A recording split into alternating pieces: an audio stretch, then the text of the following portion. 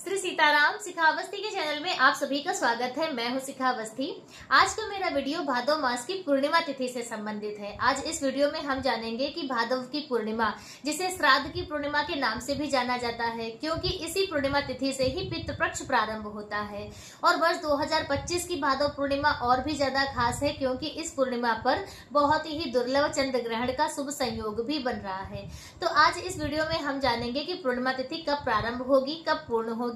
इस दिन हम जो भी पूर्णिमा तिथि के शुभ कार्य किए जाते हैं वह हमें किस प्रकार से करने हैं, क्योंकि कब जो भी ग्रहण काल होता है तो उससे पहले उसका सूतक काल प्रारंभ हो जाता है। और सूतक काल में देवी देवताओं का स्पर्श करना, उनके दर्शन करना, धर्म ग्रंथों को स्पर्श करना वर्जित होता है।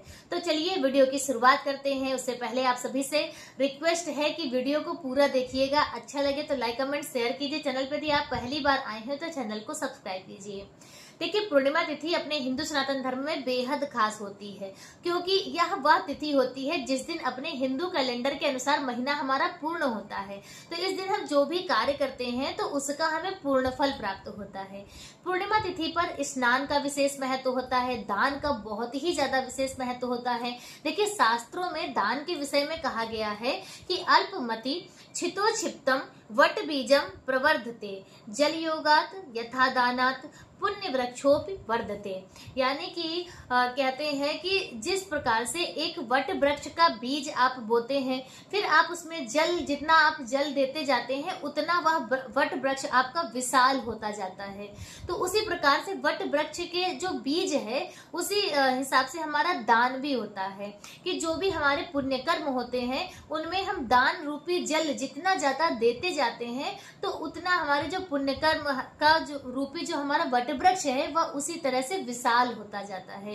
तो इसलिए दान हमें जरूर करना चाहिए। आप अपनी सामर्थ्य के अनुसार ही चाहे थोड़ा बहुत ही करें, लेकिन जरूर करें, जिसका पूर्णिमा तिथि पर बेहद खास होता है दान करना।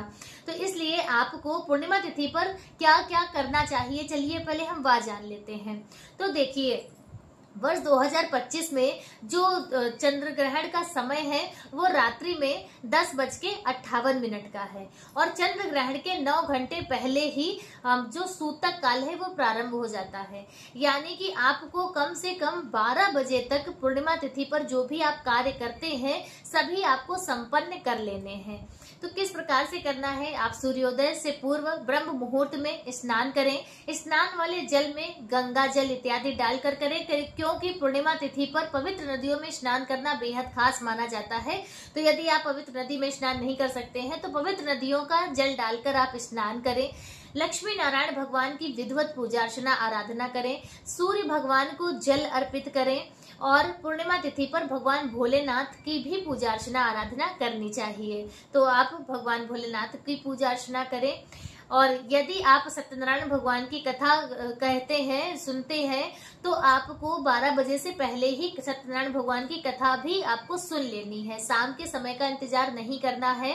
इस पूर्णिमा तिथि पर जो हम शाम को चंद्रदेव की पूजा करते हैं, उन्हें अर्घ देते हैं, तो वह कार्य आप इस पूर्णिमा तिथि पर नहीं कर सकेंगे, क्योंकि तब हमारा सूतक काल प्रारंभ हो जाएगा। ठीक है, तो इस पूर्णिमा तिथि पर आप जो भी कार्य करते हैं वह आपको 12 बजे से पहले पहले कर लेने हैं।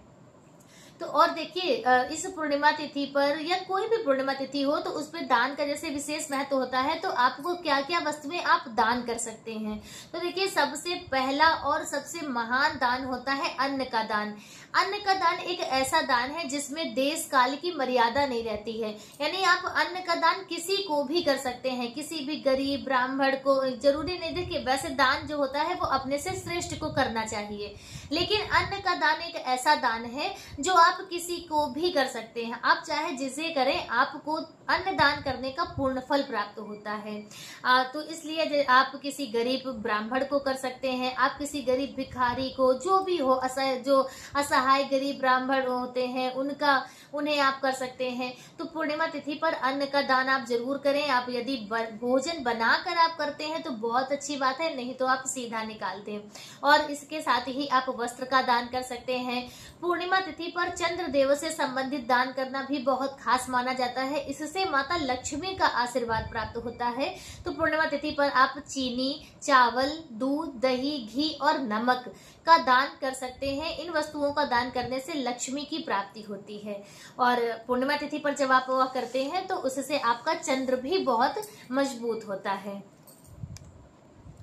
पूर्णिमा तिथि पर माता लक्ष्मी को खीर का भोग जरूर लगाना चाहिए। और कहते हैं पूर्णिमा तिथि पर यदि आप खीर बनाकर बांटते हैं तो वह भी बहुत ही अच्छी और शुभ माना जाता है। तो आप नहीं कुछ तो 2, 4, 5 कन्याओं को बुलाकर ही आप खीर का दान कर सकते हैं, क्योंकि खीर का पूर्णिमा तिथि पर बेहद खास महत्व बताया जाता है। वर्ष 2025 में भादो मास की पूर्णिमा तिथि कब प्रारंभ हो रही है और कब पूर्ण होगी, चलिए वह भी जान लेते हैं। तो पूर्णिमा तिथि 7 सितंबर को रात्रि में 1:41 पर प्रारंभ होगी, यानी कि 6 सितंबर की रात्रि और 7 सितंबर की सुबह आप प्रातः काल कह सकते हैं। तो 1:41 पर पूर्णिमा तिथि प्रारंभ होगी और 7 सितंबर की रात्रि में ही 11:38 पर पूर्णिमा तिथि पूर्ण हो जाएगी।